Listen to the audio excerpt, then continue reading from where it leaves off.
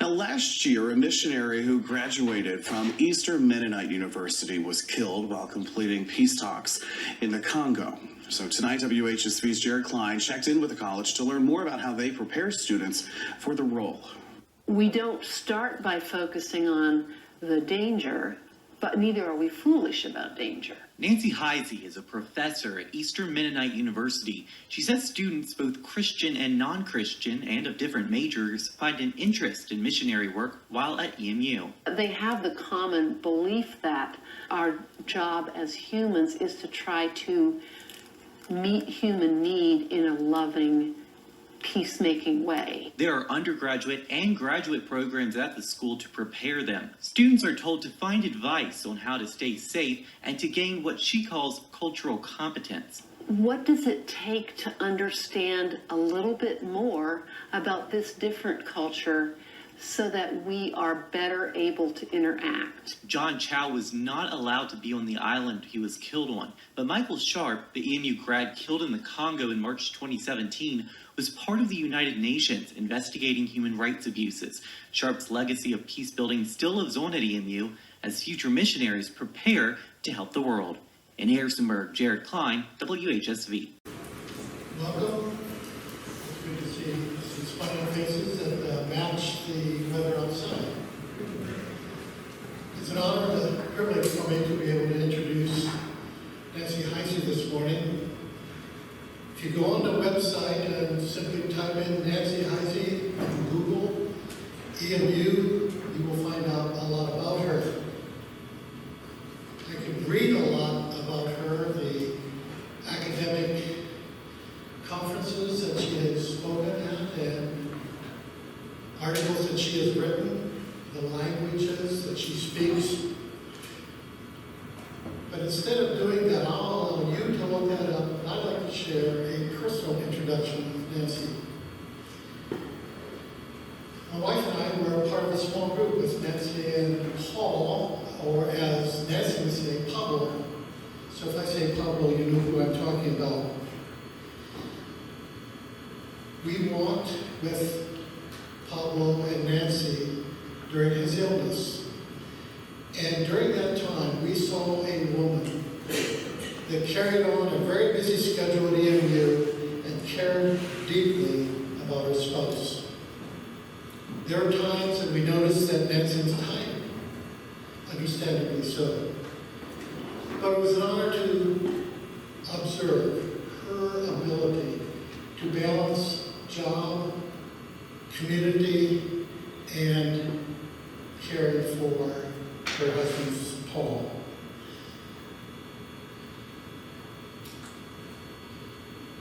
In addition to that,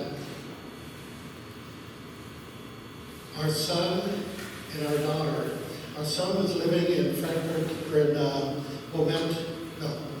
he was living in Jena, Germany, and our daughter and her husband were living at Bomet, which is in Kenya.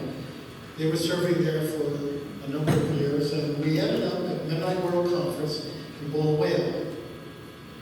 During the time that Nancy was very, very busy with Mennonite World Conference, in the midst of her busyness, she took time during one of the meals to have dinner with her daughter, her son-in-law, and her son. And during that time, yes, there were some questions about World Conference and what was going on, but she took time to ask each of our children what they were doing, what they were experiencing. She took a personal interest in them as individuals. I will remember that for a long time. Nancy has that ability to connect in a very, very real way, and I appreciate that. Again, it's an honor to introduce Nancy, and we're glad that you are here this morning. And before I have her come up, one announcement: coffee cups. When you're done with your coffee cups, please take them to the little window over by the kitchen. Thank you. Nancy?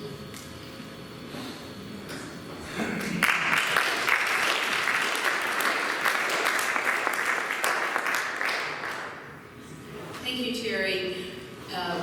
I did not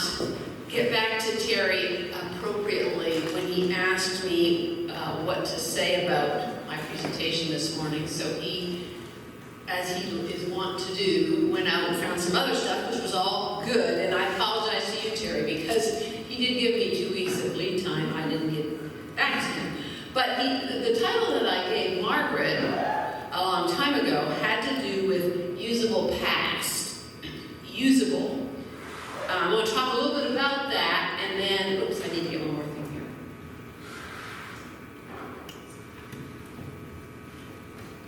And then make some, I don't know, I guess I'll call them suggestions. And I'm guessing that many of us here are interested in how the history or the histories that we connect with shape the choices we make, and as we wish, may also influence our children, our grandchildren, those that we are close to as they move on in the next generations. So I want to start with a man named Devin Manzulo Thomas. He's director of the Cider Institute at Messiah College, and in 2012, he published an article in the Covenant Quarterly where he was looking at some research that had been done which indicated that among the brethren in Christ, only a very tiny percentage had chosen pietism as one of their identifying features. Now, this probably is not a conversation that most of you have been engaged in, but for brethren in Christ people, this is a big deal. There has been a long-standing conversation among brethren in Christ, historians and theologians, about the streams that have been woven together to create the brethren in Christ identity. And the streams, and it, just to say, from a historical point of view, if you read a Mennonite historian's account, let's say go back to the 50s, of the founding of the brethren in Christ, and then you read Carlton Whitlinger's account in his history, they do not say the same thing, because the Mennonite historians have tended to say that the brethren in Christ were a movement within the Mennonite community. Brethren in Christ are like, no, that's not us. So the 3 streams that are often described are Anabaptism, Pietism, and Wesleyanism. And so Devin was wondering why brethren in Christ, when they were surveyed, didn't identify with the term pietism. Now, there's also a very mythic event in brethren in Christ history that's described in Carlton Whitlinger's book. And it is an event that happened at the National Association of Evangelicals convention in the early 1950s, when a group of brethren in Christ leaders, they were all men, they gathered in a hotel room at night to pray because they were concerned that the church was not reaching its potential for evangelism and growing the church. And in that long night, they felt moved to affiliate more fully with the NAE, the evangelical movement, and evangelicalism became a 4th stream as it was discussed in Brethren in Christ circles. Now, Devin Manzulo Thomas, in his article, says that the Anabaptist stream and the evangelical stream have done a better job of articulating their usable past than pietism has. That was his theory about why brethren in Christ people couldn't identify with pietism. Now, from the perspective of evangelicalism, I think he was referring not to the way evangelical is used in contemporary public discourse, but in some of the work that had been done earlier by people like Ron Sider and another guy, I forget his name. He taught out at Garrett Seminary. In any case, where they were trying to draw on the 19th century evangelical movement against slavery and so forth. So So I'm not here to talk about evangelicalism. I just don't think what people are saying today about evangelicalism has any connection whatsoever with that usable past. But he specifically then pointed to what he calls Benderian neo-Anabaptism. And he says that's the usable past that has made sense in Brethren in Christ circles as the stream, how that particular stream works for them. Devin is a part of a group of young historians. They call themselves the Young Anabaptist Historians. You can find them on Facebook. And they're made up of a whole spectrum of folks, from very plain Mennonite folks to some of our Simone Horst in our library is a member of that. She's a professional historian. So they blog and they talk about historical issues. And it's a really interesting place to see younger historians thinking about their usable past. So what is the usable past? And is that a good idea? This is a debate that has been raging among historians for much of the later 20th century, and they have very different views about it. William Catterberg, who's a historian at Calvin College, this is how he describes the difference of views. I'll try to read this slowly. I think it's an important quote. Modern historiography has been shaped by two impulses: a desire for reliable knowledge about the past, and the necessity of cultural historical resources for moral decision-making and good citizenship. These impulses have proved contradictory. On the one hand, the scientific ideal of objective knowledge demands that historians distance themselves from the past and hold it up in a disinterested fashion as an object to be studied. Such knowledge exists for its own sake. On the other hand, historians have argued the need for people to have ties to the past for the sake of good citizenship and the cultural evolution of humanity. Historians who lean toward the desire for reliable knowledge side tend to be very suspicious of historians who lean toward the moral decision-making side, especially when those latter folks are Christians. Now that comes out of a whole long experience of thinking about how Christian movements throughout Western history in particular have created serious moral and ethical problems within their worlds. But I would guess that most of us here, if we pay attention to history, we tend to lean toward that moral decision-making side. Why do we care about our history? Certainly, the title of Anabaptist Center, ACRS, reflects that understanding.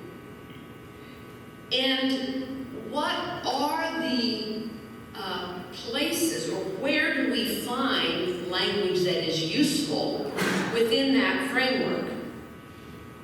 What are the historical sources that we draw upon? The Martyr's Mirror? Schleitheim Confession? What about Menno Simon's statements on marital avoidance? We could look at, there have been collected statements of many different Mennonite groups on political and military involvement across the centuries. They don't all say the same thing. What kind of data is that for us? What about statements on dress?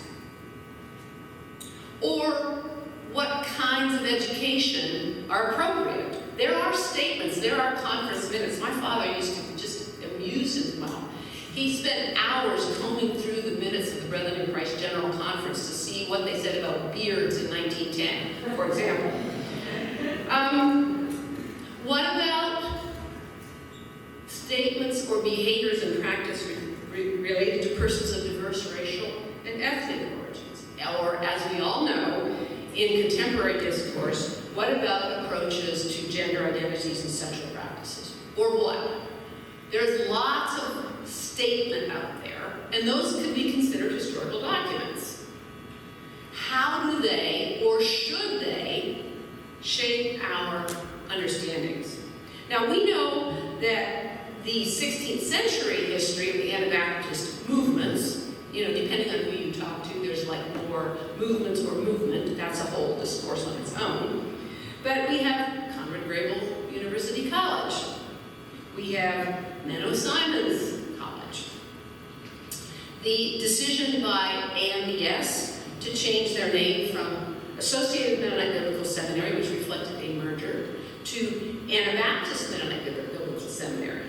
That reflects an effort to engage with these questions.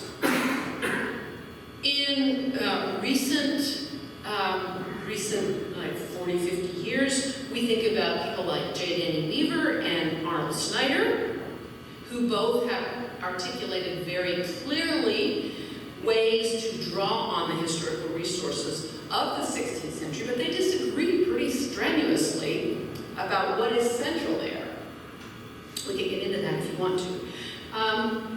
And of course, there's the broader conversation within the Mennonite World Conference family, one that I have been very familiar with, where you have voices of people like Alfred Neufeld in Paraguay, or Fernando Enz, born in Brazil, now teaching in Germany and Holland. Or we have contemporary theologians, less historians than theologians, people like Jamie Pitts at AMBS, Andrew Suderman here at AMU. On the whole, this conversation about usable history and theology has not been a place where women have engaged, but Melinda Berry at AMBS has valiantly tried to hold up that piece of the identity quilt. Her dissertation title, A Constructive Theology of Social Responsibility, Nonviolence, and Nonconformity, was carried out under the direction of James Cone. So you see a very interesting effort there to integrate or at least have a conversation across a theological spectrum. But in her blogging and other writing, she continually refers to her Anabaptist orientation as central to her thinking. And then there are people who are not in any way affiliated with either Mennonite Church USA, Mennonite Church Canada, Mennonite World Conference, who also claim this term. Indeed, if you looked at all the more than 100 member churches of Mennonite World Conference, they would have very different ways of articulating what, if anything, the Anabaptist usable past is for them. And I remember very specifically a conversation in Japan where a Japanese Mennonite said, we don't have any link whatsoever to that 16th century history that you're thinking about. Our historical questions have to do with what has been the approach of Christians in Japan to a society which is has been very resistant to any Christian expression. Devin Manzulo Thomas, in his article that I referred to, talks about people like Greg Boyd, Shane Claiborne, Stuart Murray, and they're outside the framework of the genealogical 20th century northern Mennonitism, and he would put them in the group of Bendarian Neo-Anabaptists.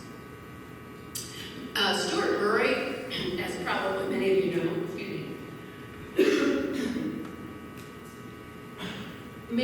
has made quite a name for himself with his claim that it is possible to be a naked Anabaptist. And people get in discussion about that. What is it that makes someone a naked Anabaptist? What is it that is the core that isn't tied down by particular cultural identity or historical reference points?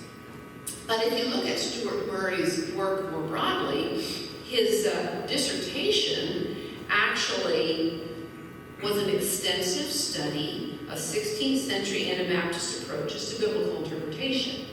And it's based on that work that he moved forward to his call for naked Anabaptism.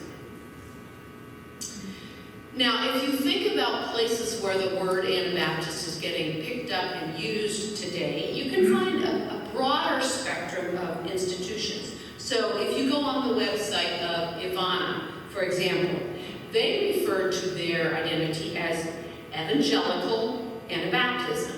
They're not the first to do that, and they list their core values: Jesus-centered, biblical authority, Anabaptist theology, evangelistic energy, covenanted accountability, gospel community, spirit-empowered ministry.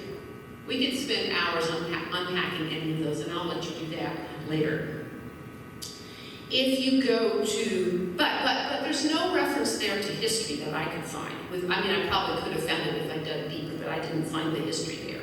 LMC, no longer Lancaster Mennonite Conference, LMC : a fellowship of Anabaptist churches. Again, they have a list of, in their mission statement, and the first claim there is a life and faith centered in Jesus Christ. But there's a whole lot more there. Again, I don't see a historical reference point there, and it may be there, I just didn't find it in I was doing this very quickly when I started doing this looking. There's Michael Sattler College in Boston. Some of you folks have actually met persons involved in the leadership of that group. They at least have a reference to the history by the name. Michael Sattler takes us back to the 16th century. And the leaders there, many of them are military veterans who have a strong pull toward peace theology, which I think is claimed pretty broadly in this whole spectrum of groups.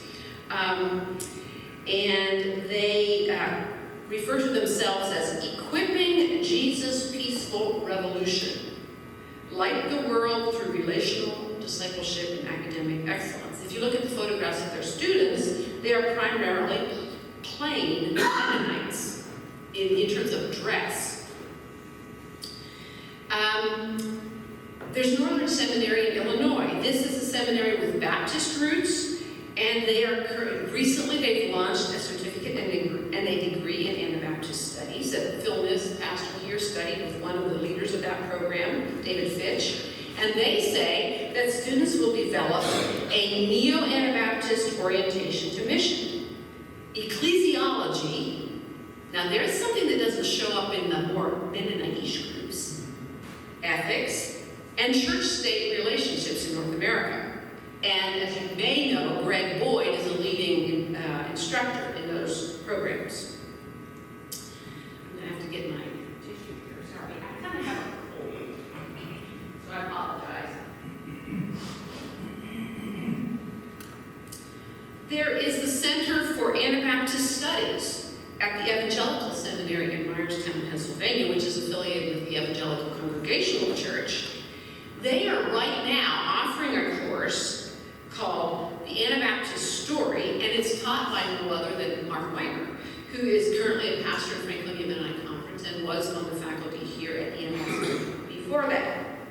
So, and they have a picture of Dirk Willems on their website. If you want to find the common image that shows up more often in more different places when people use the word Anabaptist, that's it.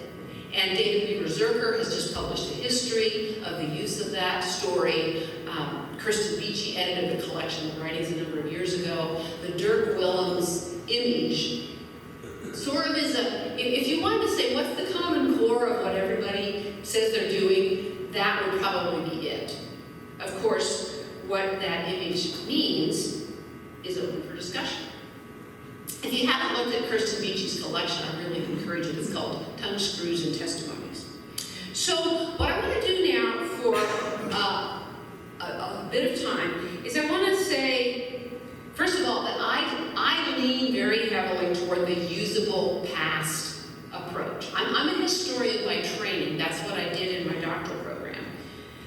And I have been arguing for a long time at EMU, at Mennonite Conference, in what sort of feels like a losing battle, that if we want to use the label Anabaptist, we have to, number one, grasp as much as we can about the 16th century, because that's where people were called Anabaptists, first of all. And then secondly, that we need to ask ourselves, what is it that we are choosing as a bridge or the analogies that take us from that 16th century title to whatever it is that we think is important in our moral and civic decision-making here.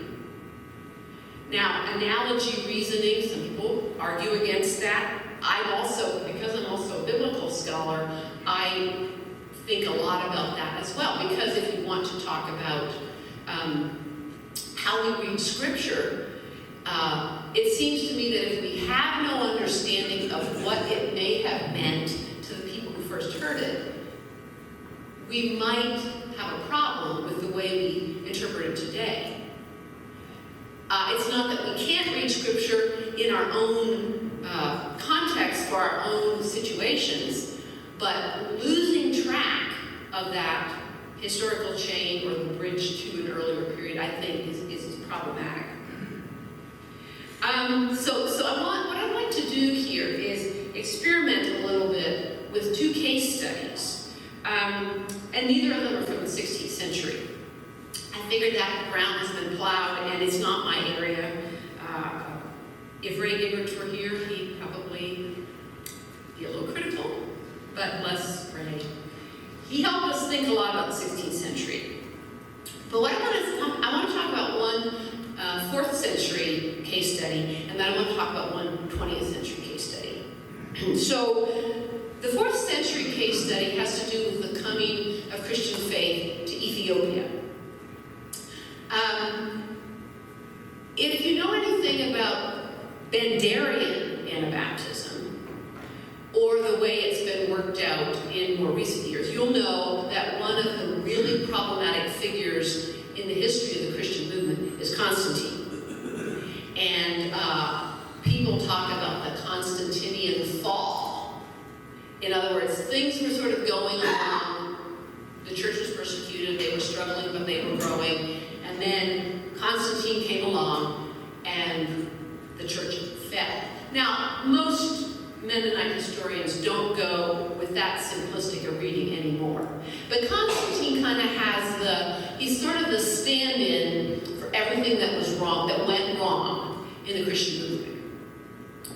And we can talk about why that is, but what I want to do is I want to take a look at another experience that was happening at about the same time, because I think it might help us to reflect a little bit about what was happening in the Mediterranean world in the 4th century.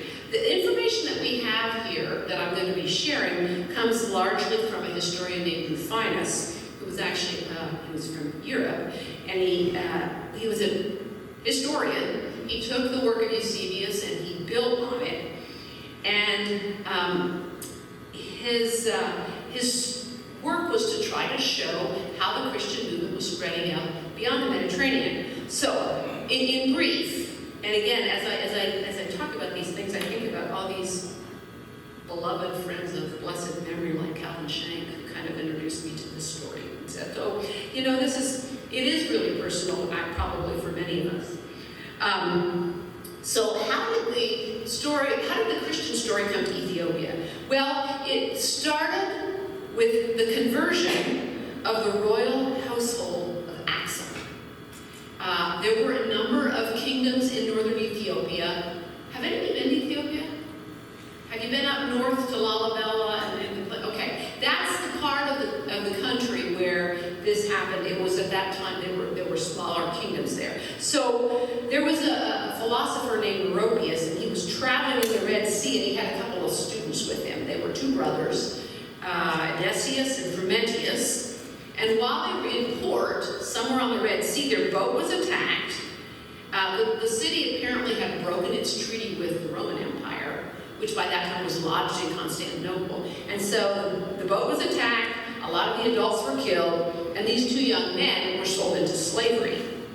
And they were sold to the king of Axum. Well, the royal household wasn't stupid. They said, guess what? These young men are educated and they speak Greek. If we can put them to work educating our household, that will help us to work more carefully, wisely, with the Roman Empire. Now, again, think Roman Empire not in like the 1st century. This is Roman Empire in the 4th century when it was already starting to be a bit of a divide between West and East. But the power was lodged in Constantinople. Greek was the language that was controlling the political context. So these young men actually became instructors, and they were actually given the responsibility of raising the king's son. His name was Izana. And eventually they were freed. Odysseus, the one brother, returned to Syria, which was where they were from, but Frumentius had this sense of not wanting to leave without making sure that there would be an ongoing Christian presence in Ethiopia. So he went to Alexandria in Egypt, and he asked Bishop Athanasius. Some of you probably heard of Athanasius. He was one of the big theologians involved in the Nicene controversy. He said, you need to send a bishop to Axum, someone to keep the church moving and growing.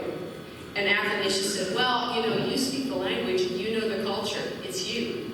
And sent Frumentius back to Axum, and he consecrated him as a bishop and sent him back to Axum. And in Axum, Frumentius became known as Bishop Salama. So you kind of see the cultural context there. The Ethiopic language is a Semitic language like Hebrew and Arabic.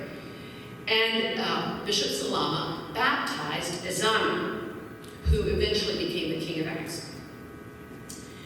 There's a lot more that we could learn about Bishop Salama, but what I want to talk about for just a bit now is, did Izana become Christian? And if so, how and what kind? There's been some really interesting research on this. Some people compare him directly to Constantine and say he was half pagan, half Christian. This is what we have by way of evidence. The way we learn about people like this is that we read inscriptions. Kings put up monuments and they say what they've done. So we actually can look at some of the inscriptions over time that Izana put up. And we have one of them in an early part of his rule where he dedicates a military victory to the gods of Axum. He calls himself the son of Maharem, who was one of the divinities of the Axumite people. And then later, we have a written text. So you've actually got two things. You've got things that were written on papyrus or whatever, parchment, and then you have inscriptions. We have a written text where he says that he gained victory through the might of the Lord of heaven who created me, of the Lord of all, by whom the king is beloved. So his language is shifting from the gods of Axum to the Lord of heaven, which sounds like some kind of a transition. We can see some of that language shifting in Constantine as well. There's another inscription in Greek, not in Ethiopic, which is later, which reads, "In the faith of God and the power of the Father and the Son and the Holy Ghost who have saved my kingdom, I believe in your Son Jesus Christ who saved me." Okay, now we're over on the Christian language side of things. He's clearly claiming that it's written in Greek, and he is identifying in that way. It's really interesting that in the text, in the written text, the king is never called Izana, which is actually his Ethiopic name. He's rather called Abraham, or like Abraham, which apparently was his baptismal name. So he's using two names. The two name thing, we could go back into the New Testament and talk about Paul and Saul. That's a really intriguing picture of people transitioning. But all the inscriptions, which I assume were intended to be more durable, continue to use the name Izana. So, what's going on here? What is happening to Izana as the king of Axum? What is happening to the people that he rules? One scholar supposes that Izana is using this transitional terminology so as to not upset the people, but to keep moving toward his Christian identity. And I would suggest that there's a key understanding here that has a link to Anabaptist thinking in terms of what conversion is. I try, this isn't a criticism of Herald Press, but I tried to find an online version of the Mennonite Minister's Manual, and I couldn't. You have to buy it. But I do have a memory, and you can tell me if I'm right about this, that there is a statement in the baptismal rite that would be traditionally within Mennonite baptismal formulas, which invites the person who has been baptized to rise to newness of life. At least that's the way they did it in the movie The Radicals. So, Myron, you would know about that.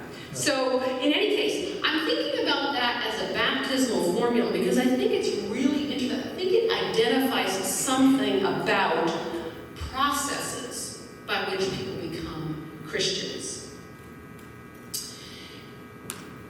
Anybody who's worked in a setting outside the culture into which you were born knows that there may be instantaneous and dramatic events. Brethren in Christ people love that. Let's have an experience and then claim it. But we also know that those of us who persist in a life of faith need to continue to reflect on and nurture those faith commitments. So I think about newness of life. Now I'm getting a little theological here, but I like the word newness because it doesn't say new. It says, it seems to imply a process. And in the contemporary Mennonite world, we are very excited about and willing to and engaging in things like spiritual formation, spiritual direction. We see those as important paths toward maturity in faith and hopefully toward practice, decisions of practice that shape how we live.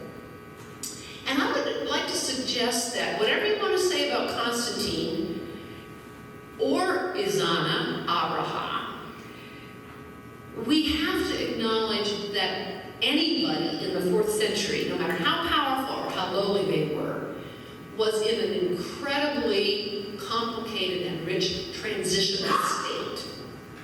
The idea that somehow they got Christianity, or whatever it was that were the teachings of the church, it's not realistic. My professor at Temple, Vasilika Limbiris, who herself is Greek Orthodox, often talked about her research, which indicated, for example, that the collected bishops at the Nicene Council were very embarrassed by Constantine. On the other hand, they noticed that they weren't getting killed anymore, that people were being able to practice their worship. So they tried to figure out a way to transition. Now, did they instruct Constantine appropriately? Probably not. We don't know all of the steps of that process. I'm not defending Constantine, I'm just saying process is a piece of understanding about how we become mature, moral, spiritual adults that I think you can build bridges to the 16th century and you can build them back earlier and you can build them later. Okay, so that's my first case study, Izana. My second case study is Elsie Bechtel.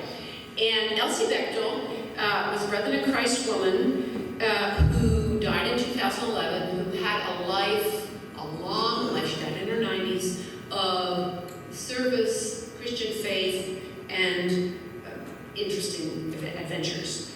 And the research about Elsie is something that I worked on with my sister for about 10 years and eventually we published in this book, Relief Work is Pilgrimage. I'm going to read just a little bit from the book in a minute. But when I started working on this project, I was just there because I could speak and read French. Elsie spent her first time away from home in her early 30s as a worker in a children's colony in southern France right at the end of World War II. So this book essentially deals with that period of her life and the diaries that she wrote while she was in France. And my sister could read her diaries, but she wanted to do the research in the surrounding areas. And so she needed me to help. It was just kind of cool. I get to go to France. But I quickly realized that the story of Elsie Bechtel was linked to the story of my father's work as a CPS dairy tester and my mother's call to be a missionary nurse, which first led her to a Mennonite Central Committee term in the Philippines. That's where they met. And I, of course, had heard accounts of CPS camp. My dad actually was in camp here at Grottoes before he was sent to Maine. So that was kind of part of the childhood lingo that I experienced. And it started really making sense to me when I was in college, and the men in my college class were waiting for their draft lottery numbers. And I was like, well, that's not fair. We should have it too. I wanted to be drafted, and I learned, not only through this work, but also work that Rachel Palmer-Gosen has done, but how many women there were in the World War II period who were actually saying, what about us? We too want to be witnesses for the peace of Christ. So Elsie Bechtel is a specific story in that regard. And it's a story that's very linked to the story of Lois Gunden. So if you're familiar with that story, Lois Gunden was working with the same community of people before the war, and Elsie comes along after the war. I don't know what kind of communication they may have had with each other, but it's that particular period. I just want to read two things here.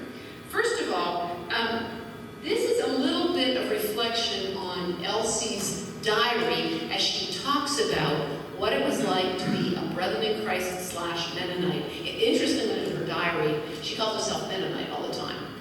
Although she was baptized in the Brethren in Christ Church, clearly in that context, Mennonite was the word that worked. So these are some of her reflections about living in a French village.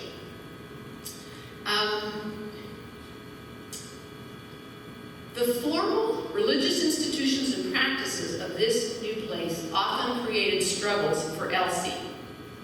Late in her stay, when the priest, the Catholic priest in the local parish, preached against the Mennonites, he got up in church one morning and made a sermon about the Mennonites were bad, she wrote in her diary that I am between two fires, the Catholic Church and the rest who don't believe in God at all. There's a strong communist movement in that part of France at that time. Between those fires, she often found greater sympathy for unbelievers. Noting in one conversation with a colleague at the colony, she was talking about her own negative feelings about the Catholics, and then the author, who as far as she knew was an atheist, said, "We are Christians as much as you are." But one time, a colleague at the colony reprimanded her. This was the director of the school there, who was a refugee from Alsace, and he was a communist, or at least he was inclined in that direction. He reprimanded her when he found her praying with the children one time. And she went and wrote in her diary, and she was just terribly distressed about this. And she said, "Remember me, O God, who am so alone and fearful."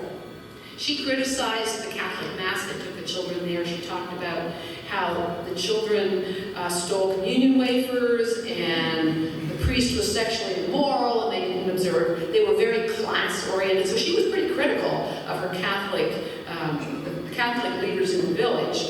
And by the way, when I visited there, the Catholic Church was still sitting there as a church, but it was empty.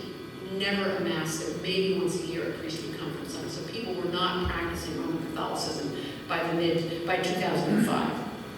But Elsie was equally critical of her own people. At a certain point in the process, the French Mennonites sent someone to work with her at the children's colony, and she wrote in her diary, "This man has too much religion. He seems to think that he can convert everyone in 2 weeks." And one time when she had to go to an MCC meeting where she had to lead the Sunday worship service, she said, The worship service was an ordeal as bad as the trip. So you get this really interesting mix of experiences. And one more thing I want to note is that she clearly articulated what I would call a very traditional Anabaptist understanding. When she first got to Le Havre, her suitcase wasn't with her. So she had to go on to Paris without anything. And she wrote in her diary, "Considering that I came to France ready to give my life," complaining about a suitcase would seem inconsistent. And by the way, I don't know if you know, I don't know how this works in Mennonite circles, but in Brethren in Christ ecclesiology, the word inconsistent was used a lot in decision making. Like a mustache is inconsistent. So you have to think what they were trying to measure against. And later on, she starts talking about how she feels about the people she's working with. She says, "I love La Mercantier," that's the village, with all my heart. She loved the parties. She loved being able to go to the opera and going to museums. And she linked that in some way with her own spiritual life. She says, these people, that is the people of La Mercantier, are more spiritually minded than we are. They love music and art. She saw an opera that she called not very Mennonite-ish. But then on another occasion she wrote, "I am ashamed of our Mennonites. We are so ill-trained in art." And at one point when she's complaining about what the behaviors of other people are, she starts reflecting back on her home community, Canton. She came from near Canton, Ohio, and she said, she talked about people arguing over neckties and covering strings, and then she wrote, "God help me never to live superficially again." And she didn't. She went back to Canton. She finished her education as a school teacher. She taught in the public schools for the rest of her life. She raised several foster children. At the end of her life, she was cared for by an African-American woman who was one of her former students. She was a doyen in a local museum. An amazing story. None of that is even here. But I think when you see the reality of an individual who is reflecting on where she came from and where she is, and a willingness to allow the complexities of that situation to shape her. We have another example of approaches to usable past. Of course, Elsie's kind of a hero of mine at this point. Although when I started this project, all I knew was who her niece was, Janet Stoner, who's a good friend of mine. But at this point, I think of her as someone that I can draw on because of her deep personal commitment to her faith and to living it out in a way that reflected the goals and visions of her church. But she was also, she never denied complexity. She was always curious. She maintained her personal spiritual quest and her dependence on God. She never gave up her belief that peace means presence in the community.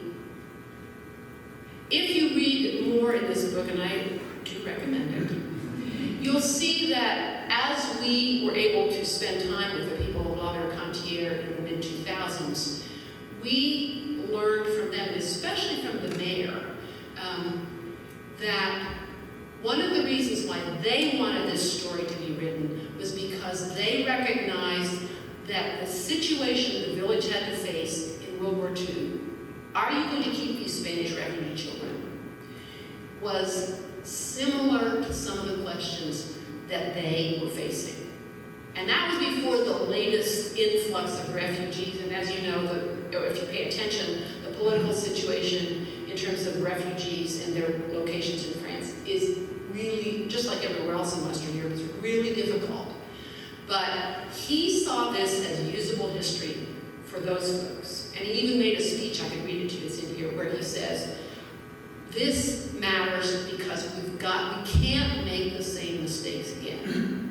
Now, he wasn't criticizing the people who brought the children in. In fact, the village there managed to hide a couple of Jewish children in the colony during the occupation. But what he was saying was, these decisions are always before us. So I want to just wrap up by saying that yes, I care about usable history. I'm interested in what the 16th century Anabaptist movement does, but I think at this period of time, we should be calling on the historians who are going out to sort of dig into the facts. We should call on them to help us continue to think about these analogies and find them in many different places. We can find them in other parts of the world. We can find them in parts of our own past that we haven't looked at as much. And we are obviously, I think we know this, in deep need of guidance for the moral and civic realities of our time.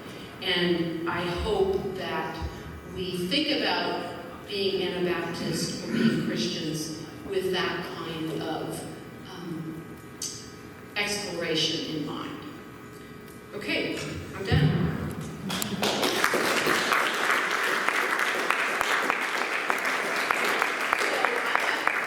How do we do this Q&A? What's the... Yeah, okay. we'll have to just stay there. Okay, that's fine.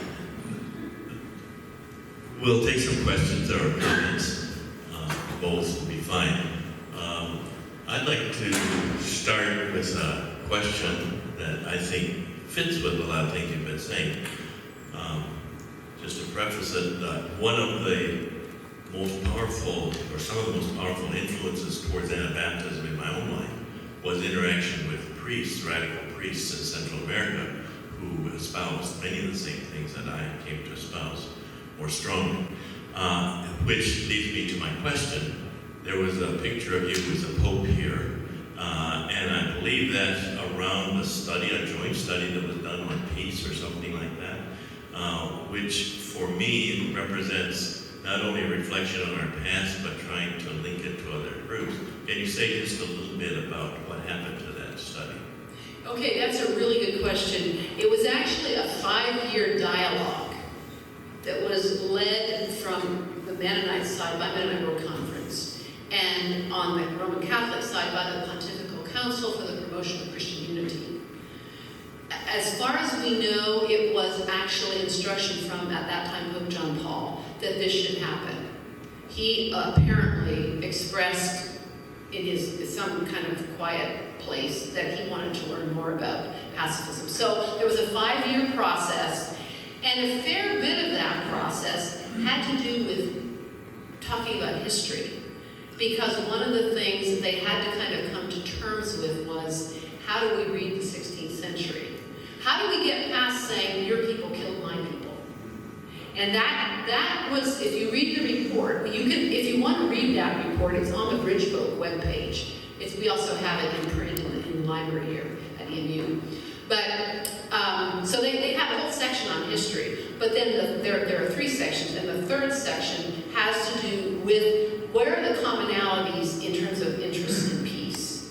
And that comes out as a very strong theme that we share.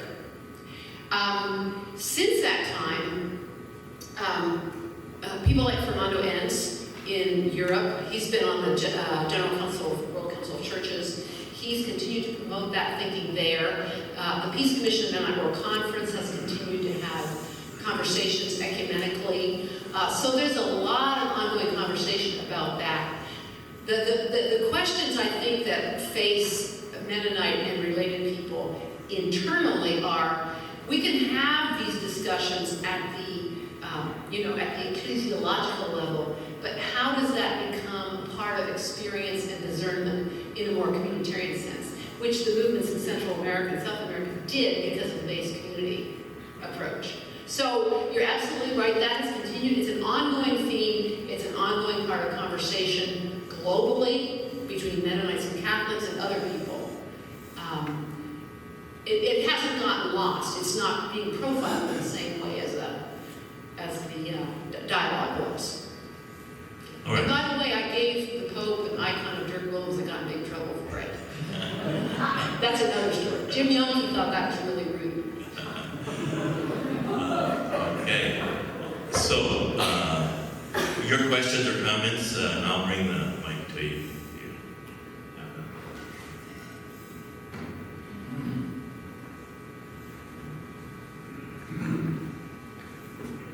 was an unspoken thread that I noticed in a lot of what you said today that I'd like you to speak to.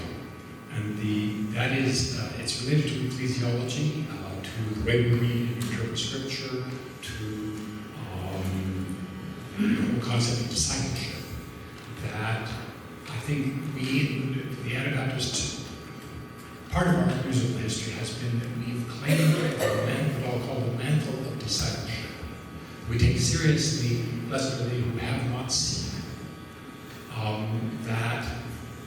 That we do not assume that revelation ceased with the canon, with the first century.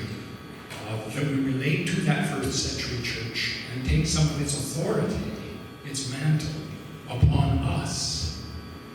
That God continues to reveal himself or herself through the church now, as then. That the church carries it. It's a very high notion of church in that sense.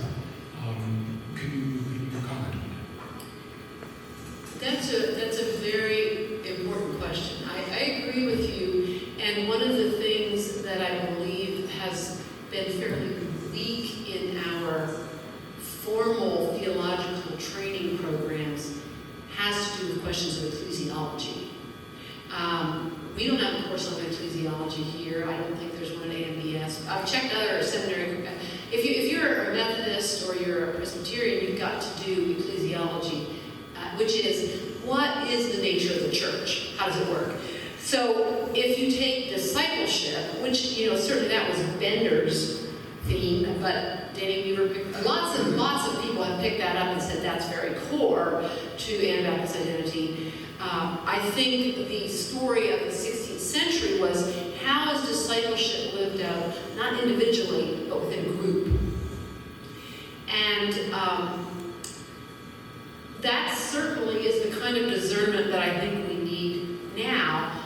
One of the problems with the 16th century choices to live discipleship fully was that it was tied to a purity narrative. In other words, if you're not living it fully, we can't have fellowship with you. Now, mind you, there was a reason for that, because they were like, we're not going to cut your head off, we just won't eat with you anymore. And so, the question of how to keep that discipleship emphasis and actually pay attention to it, while you have a conversation that does not ban people who are sorting that out in a variety of ways, I think that's always been a challenge, whether it's covering strings or something else. What is at the heart of discipleship, which is following Christ in life? Literally, that's what it is. And I guess all I'd say is it's a really good question. I think the question of how ecclesiologically we think about that really that's a challenge we're in right now. So, thank you. Okay, other questions or comments? Just a minute here. I just a quick one. You use the term something, neo-Anabaptism. Benderian. Tell us what that is. H.S. Bender. Oh. H.S. Bender, who wrote in 1944, he gave this speech at the Society of Church History, I think he was president that year, called The Anabaptist Vision. And that kind of launched a whole generations plus of analysis, where he tried to take, he was a historian, he tried to take what he had done in terms of researching the 16th century movement and said, this is how we should live it out today. And discipleship was right in the center of that. Yeah. So it's referring to H.S. Bender. Okay, other questions or comments? Here, Gerald. And Nancy, you referred to the use of Anabaptist in the various church organizations. At the same time, the term Mennonite is being omitted by various churches. How do you see that transition to the emphasis on Anabaptist and the de-emphasis on Mennonite? That's a really good question. I was was sort of schooled with that question by John A. Lapp, who said, Anabaptist is a name without a location, and Mennonite, for all of its weaknesses, is a name with a location. There are visible groups of people who call themselves Mennonites with a historical trajectory. I don't know, there might be a church that is an Anabaptist church in any kind of formal institutional sense, but I haven't tracked one down. So my own thinking is, it's not that Mennonite is a perfect name for it, well, but it's Lutheran. You know, I come from the Brethren in Christ, where women have been complaining for a long time about brethren, and if you notice, the church in Canada changed their name to Be in Christ, just to try to get around that. And there's been a lot of jokes made about that. I don't think there's any perfect name, but I would continue to want to claim Mennonite as having a real history, having a place to root itself. So that's where I'm coming from, but not everybody agrees with me. I would much rather refer to the historical and spiritual tradition of the 16th century Anabaptists as influencing us. But that doesn't work very well in like 3-word mission statements. So. Thank you. Other questions or comments?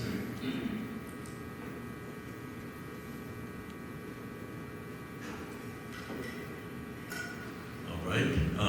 Yes, Shirley. I'm interested in the way that, is it Elsie Bechtold, did theology. She seemed to be aware of the frameworks of the various groups she was meeting in the village, and she certainly had an intellectual and theological mind from what you've read, but it seemed that she also had a very practical theology, that the way in which she lived her everyday life was her real statement.